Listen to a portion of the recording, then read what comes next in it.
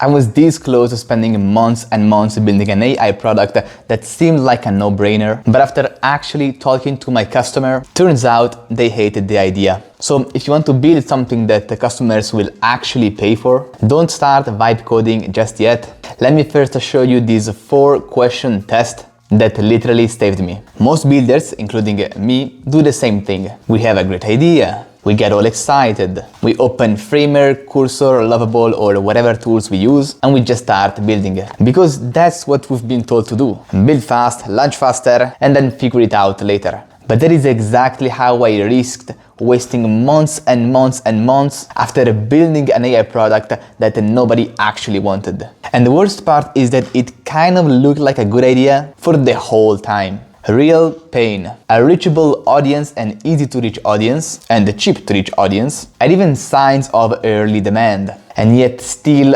completely failed. So in this video, I'll walk you through 4-question validation test and validation framework that I'm using today before building even the slightest and most simple, minimal viable product that I could possibly imagine of. You will see the actual steps that I follow, the tools that I use, all the stack, and how I think through each phase of the validation process. So you can literally steal, copy, and paste this process and apply it to all of your ideas. This is a framework that I built from insights that I've learned directly from companies that built $1 million ARR products, and applying it literally saved me months of time that I would have spent building the actual product, and then also trying to sell it to an audience that hated the product and did not want anything to do with it. So here's how this framework goes. It's a framework based on a simple 4 boxes checklist. The first one is the pain point box. Here we want to understand if there is an actual real painful problem that people are trying to solve. And by the way, throughout this video,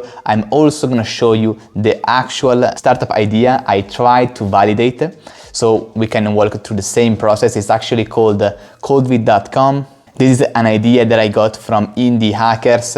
It seemed like a smart idea, so I decided to build it. But luckily, before starting to build it, I decided to actually validate the idea, and luckily I did, because that saved me months of time. So for this first point, understanding if the pain is actually real, is actually felt by the audience, I use a tool called the Gummy Search. And here is how I use it. You can just go to Gummy Search, even with the free tier, and we just start building an audience. And for the example that we're going to use in this video, meaning codewith.com, it's essentially a tool that allows the customer to generate AI videos with an AI avatar, like think HeyGen or DID. So in this case, we're going to use codewith.com, which is this idea I wanted to validate. And it's essentially a tool that allows users to generate at scale AI videos with your AI avatar. And you can use them in cold outreach, like think about emails or DMs. And essentially that's it. You upload your prospect and you then are able to send at scale personalized videos with your avatar talking to your customer or your prospect, and you can do it for as many prospects as you want. That was the idea. And the first thing that we need to do is indeed try to understand if the pain point is real. So we start with Gummy Search, and the first thing we want to do is to build an audience. In our case, we have to search for keywords. Some keywords in our case are called email, and then we see what's come out. Here, what you are trying to do is to find those subreddits. Oh, sorry, by the way, I didn't explain what is a Gummy Search. Essentially, Gummy Search is a tool that scrapes all of the subreddits on Reddit. You can create these audiences with specific subreddits that represent the niche you are trying to sell something to, and you then create these audiences. So in our case, we're gonna take, for example, cold email, sales, email marketing as well, why not? Lead generation is a good one, 35,000 members. Email outreach could be good, but it's too small, so I won't take it. And maybe let's search from some other keywords like lead generation, as well as a sales techniques, because this is essentially a new sales techniques or a sales tool. We add some subreddits that seems interesting and that fit our audience. Cold outreach, maybe. B2B sales, this could be interesting. And simply we create our audience. Now, before starting to use this actual audience, I like to do a check to make sure that the audience actually fit our ideal customer. To do so, you simply go to topics and you just read the first 4 or 5 to make sure they actually match what we're looking for. So sales, of course, perfect. Email, that's nice as well, because we're trying to understand if there is the need of a tool that we would use in emails. Video outreach that you attach to your email. So that's good. Lead for lead generation, also good. Cold for cold outreach, cold email, also good. So now that we check the first 3 or 4, we can understand that this audience actually match the people that we want to reach. Having done this, I would go then to themes actually, and this is where the first of the 2 real magic things happen. So the first thing I like to look for here is the pain and anger, exactly the answer to what we are trying to solve. Then you go for patterns, and this what's going to happen here is that Gambi Search is going to browse through all the subreddits that we put in our audience and try to understand all the questions that people ask, all the pain and angers that people had about anything actually in these subreddits. And boom, voila, we can already see number 4, challenging with cold email effectiveness. You read a bunch of through of these and you understand that there is actually a real pain around the effectiveness of email marketing tools. Also, another thing I forgot to mention is that when we are checking if our audience is actually a correct audience that fits our ideal niche target market, is that in this case it's actually easy because there are 2 sides of the ones that are using it and are sending all of these emails and the ones that are receiving it. In this case, it's pretty straightforward to just go for those that are using these tools. But let's say you're building a marketplace or some software for an agency. Well, in that case, for example, let's say you're building a marketplace for AI agents, where on one side you have the people building the AI agents and on the other side the people using them. If you're building a product like that, then you will have to create 2 audiences, one for each of the target clients you are aiming to sell the product for. But now back to trying to understand the real pain point. We saw that there is actually a real pain, but there are also some other interesting things you can do with the themes tool. For example, the more general solution request. This is not specifically about the pain and anger, but has much more insights because many more people actually are looking for a solution rather than expressing pain in this case, but in most cases that I found so far in all the products that you want to build. And check on subreddits how people are actually what they're saying, what the people are actually saying about it. And again, boom, green flag. The second one is already called email tools and strategies. We can see here that people are really talking about the need of having better tools for cold emailing. And this is the theme feature that I really like to use. But another one even more powerful is the ask feature in Gambi Search. Here you can literally ask whatever you need to answer. The themes one is good if you want to understand what are the hottest topics that are going on and people are talking about in these subreddits. But if you're looking for specific answers to your question, like it's in our case, for example, what are the biggest pain points around sending videos in cold outreach, we can literally just ask it. Gambi Search is gonna again scrape all the subreddits in our audience, find the results, we tell him to calculate them, and boom, we can already see the results are scalability time and it's hard to scale them. Perfect, exactly what we are trying to solve. Deliverability issue and the recipient engagement. So this is actually what we were looking for. The ask feature is amazing exactly for this, because whatever question you have, you can literally just plug it in here, ask it, and he will tell you what the people, the real people, are saying in these subreddits. And remember that these subreddits represent your audience, your target and your customer. So this is really gold. So for the first of the 4 checkboxes that we needed to make sure we're there before starting to build something, the first one, we have it.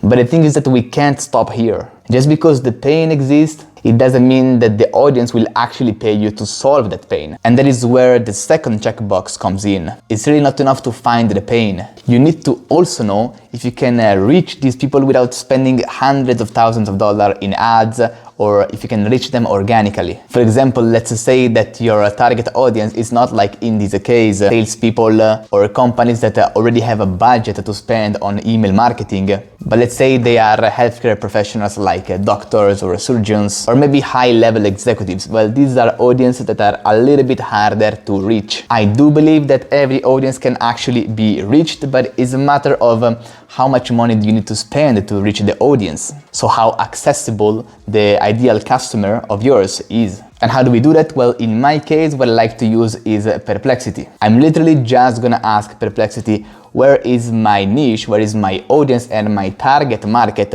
actually hanging out? Where are they spending their time? Where are they commenting, making posts?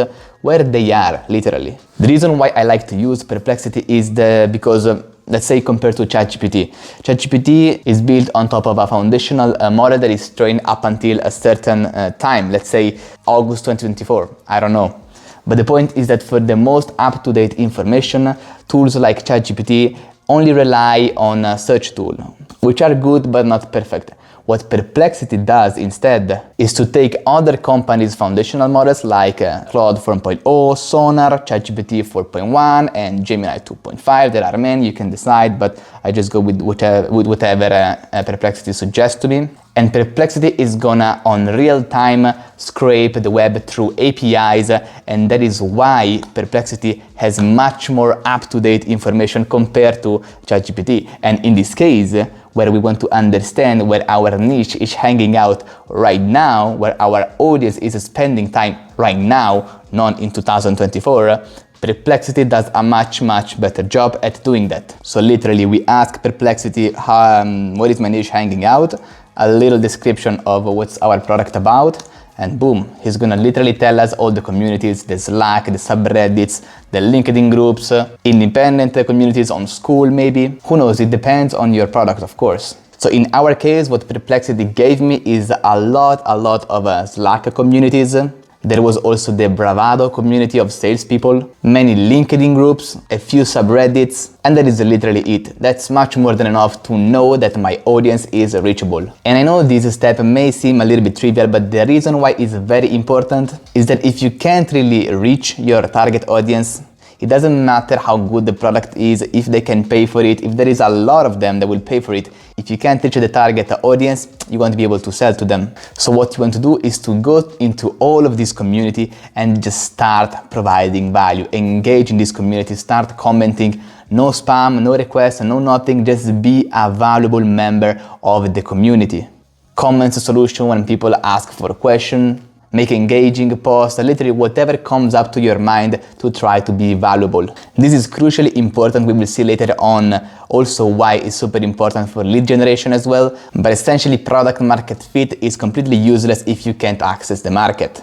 So product access fit is as important as a product market fit. Now, we know that the pain is real and the audience is reachable. But the next question is, will they actually open their wallet and pay us to solve the pain point? To understand the third box, which is the willingness to pay, the first thing that I do is, as you already mentioned, literally just engage in these communities. Genuinely try to be the most valuable member into these communities. Once you've done that, you can ask a follow-up, a validation question. So you're not really selling anything yet, you're just asking validation question. And then finally, the third step is that what you want to do is to try to build an email list. Because the rule of thumb here is that if someone is signing up to your private beta or to your email list before you even have a product, well, chances are they will be willing to pay as well for that product. With a caveat, we will later see though. So for this step, the tools that I use are literally just a Framer or a V0. You build a super simple landing page. In our case, this is the landing page that we built in literally like a half an hour. You go on Framer for a template, nice template, or you go to V0. You can use also Lovable or Bolt, but I find V0 to be the tool with the best design. So I strongly suggest using that for this purpose. Then if you have to build some more elaborated features, of course, move outside of V0 to other tools. But for now, Framer or V0, in my opinion, the best fastest options to use. And this is the product, again, the landing page that we built. Very, very simple landing page. You ask for their email here because when you engage with these communities, once you were able to provide a lot of values and then following up with the validation questions, the people that you provided a lot of value to, you can actually afford to send them the landing page. And if they like it, they will actually put their email and you will start building the email list like that. Once you're at it, a thing that I suggest to also do is to maybe add a Calendly link so you can start talking to some prospects already and start maybe trying to sell. We also added a tally form here so that you can try to understand what's the profile of your email list that you're building, what they actually look like, where they work, and what stack they are already using in this moment, so you can kind of understand what are the tools that the people are the most frustrated with, because otherwise they wouldn't be here searching for a new tool. And that is literally it, a super simple landing page that you start sending to people that you engage in these communities that you provided value before. This is very important. Everybody hates people that just go to community and first comment is, boom, this is my landing page, please sign up to my email, follow me, whatever. That doesn't work ever at all. First step is really to provide genuine value to these communities, and later you can afford starting to build up your email list. Going back to the full picture, the reason why this third step really matters is because you can really start building demand and actually selling the product before building it. Willingness to pay is of course the biggest sign of a validation, and building an email list is the closest proxy you can do to understand people that will actually pay for your product.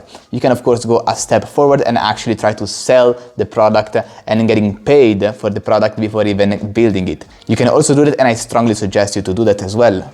But now the fourth point. So we saw that we have we can target our market cheap and we don't have to spend a lot of money to get to the audience. We also kind of saw signs of a willingness to pay because we already built up our email list so far. And this is exactly where I risked starting to build the product and wasting months and months after this solution that actually nobody wanted. So in the fourth step, the fourth very crucial box is if I build this thing. So the fourth very important checkbox is if I build this solution, will this product actually solve the pain point that I saw earlier? For every single product that you are building, this is super important to ask yourself. And in our case, what that means is video outreach actually the solution to the pain point we saw earlier?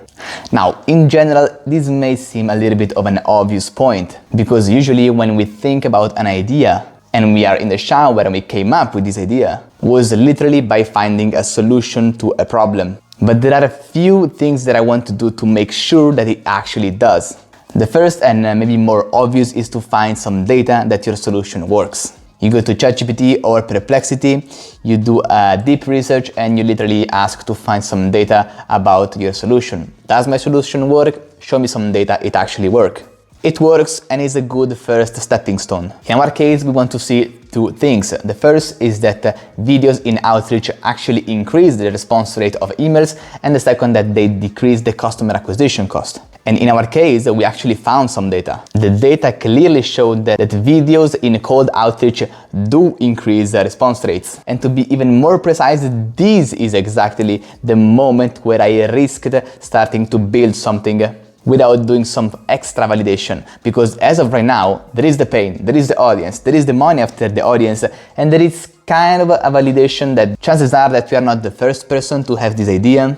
And it's actually okay if someone else is building this idea and making money off of it. It's actually one of the best validations that there are out there. If someone is building this thing and making money with this thing, we just have to either find a way to do it better or doing that thing for another niche. And for this process, the tools that I use is either Product Hunt. You can go and see if there are people that are launching similar products. Video outreach in our case, and I saw this guy that is actually building a tool that is exactly like coldbit.com, but it's not really popular, as you can see. Looks nice and all, but not that big. But another thing I like to do even more than this is to go back to Gummy Search. Gummy Search is really a super powerful tool. And remember the ask function that we used earlier? Literally the same. We're gonna go to the ask function. We ask, is anyone actually using this personalized video in outreach emails? So essentially, is anyone using our solution to solve this problem? Because we know at this point that there is problem, there are people willing to pay for this problem, but is my solution actually working? Is someone using my solution? Well, let's literally just ask Gummy Search. And boom, what we see is that there is someone building this thing and people using this thing, which is a good sign. But we can kind of see that there is already some sign of skepticism around this idea of a video in outreach. So here we saw the first few red flags. The first one is that on Product Hunt there were not that much activity around the tools that enables to send video in cold outreach. And the second and more important one is that on Gummy Search we started to see some skepticism from the actual target audience of us. To complete this process, one thing that I like to do is going back to Perplexity. Again, Perplexity, not ChatGPT, for the same reason. We want up-to-date information. And we literally just ask, what are my direct competitors right now? We want to really understand if anyone is actually making real money off of this idea. Perplexity is amazing at this and give me all of the companies that are either building this exact thing or have some features in their product that kind of does the same thing. In our case, for coldvid.com, the most direct competitor that I found was SendSparks, which is literally doing the same exact thing as coldvid.com. But the caveat here is that, remember when we engage a lot with communities in the third step? Well, I talked also to people that are using SendSpark, and it seems like that they kind of pivoted from their core offering, which is AI videos, which is a tool that allows you to send your avatar at a scale in your cold email outreach, and they kind of pivoted from this to a more generalistic tool. And it's as if this AI is more of like a nice feature for the overall offering rather than the main selling point. And even more importantly, they are not really growing at all. They've been doing this for many years. They also raised $1 million exactly, and still they haven't grown that much. So now we saw that our solution that we thought was perfect for the problem that we saw is not really working. Not many people are going after it. And the ones that are doing that are either already pivoting or not really growing. The next step is understanding why is that. Is it because of a product feasibility, it costs too much to build, or is not feasible to build it technically, or is there something else more fundamental about the solution? Here is the most important thing, the single takeaway you must have from this video is the following. We must talk to the customer, literally just talk to them. This is as important as data, if not even more important than data. Go back to the communities, Slack, X, LinkedIn, Reddit, or Bravado in our case, and ask your potential future customer, your prospects, what they think about the solution. In my case, I mostly spent my time asking questions and providing value on Slack channels and on the Bravado community because, thanks to Perplexity, I knew that these were the two communities or the two places where my ideal customer was hanging out the most. And in both cases, the results I got were quite strong. You can really just browse around and see if people are talking about the solution I'm trying to build. And as you can see, most salespeople that would use these tools do not like them at all. As someone receiving these videos in your inbox, and I'm not even talking about AI videos, just videos, tailored videos. It's already a lot if you have time to read the email. Imagine if you can take the time to actually watch an entire video. Nobody likes it, and the only people that kind of like it when talking to them, they didn't actually receive any video in their inbox, whereas the vast majority of the people that actually received these videos did not like them at all. So yes, by simply engaging with this community, I understood that my ICP really does not want a tool for video in cold outreach. By simply trying to sell the product and building an email list and engaging in this community, before building the product, I was able to save months and months of time actually building the product, and then once the product was ready and I would have tried to sell it to these exact people, the people I'm engaging with, well, I would have found out that nobody wants this thing. We validated the pain, we made sure we could reach our audience, and we even built an email list of people that were actually willing to try the product. But still, that was not enough. We have to make sure that the solution we are building actually works. And again, this may seem obvious, but the only real way, in my opinion, to know that deeply is to talk to customer. You really have to know your customer. Just because the pain exists, the market is reachable, the audience is willing to pay the money, and the data shows that your solution can work, still your solution may not work. It can really simply be the wrong medicine to solve the pain you validated in step 1. The reason why this 4th step matters is because you can be almost perfectly right, almost 100% there, but still fail. And just doing this last step, although it may take a few days, can save you months and months of building. One nice bonus thing to mention is that to show how powerful it is to engage with with your customer in these communities, provide values, ask a question, answer other questions without second ends at the beginning, just provide value. It's so powerful that despite, for example, in our case, our solution being a terrible solution that nobody wants, I was still able to build an email list, because I was able to build an email list with a product that didn't exist, and if it did exist, it would have sucked. That is how powerful actually engaging with this community is. So ultimately, before starting to build a product, I personally would really recommend using this framework and check all of the 4 boxes. Try to sell the product before building the product. And to sell the product, you really have to engage with your community, provide value, understand who they are, what they want, and if they really want your solution. It really doesn't take a long time to provide values to these communities. You just have to comment to all the comments that you see that you can provide value to, ask a few interesting, engaging questions, and in a few days you are good to go and actually take some emails. This simple framework literally allowed me to save months and months building. I said it many times, like a broken clock, I know, but this is very crucial for me. Because if you have only 3 of these 4 boxes, you really risk building something that nobody wants. And today's, with all these tools that allows you to build software so fast, it really feels like I just go and build it. Why wasting time validating? And I see your point, but at the same time, it's still time to build a good product. And this validation process really doesn't take that much. Which is why, as of right now, I'm really just checking these 4 boxes before I build even the simplest MVP, before I build anything. I just do these 4 boxes. I just check these 4 boxes. Real pain, audience reachable and cheaply, willingness to pay, and is my solution actually solving the problem? Then I'm not guessing anymore, I'm really betting on some evidence. But really, if you skip just one of these 4, well, you're probably building a ghost product. Well, I hope you found this video valuable. Thank you for listening. See you next time.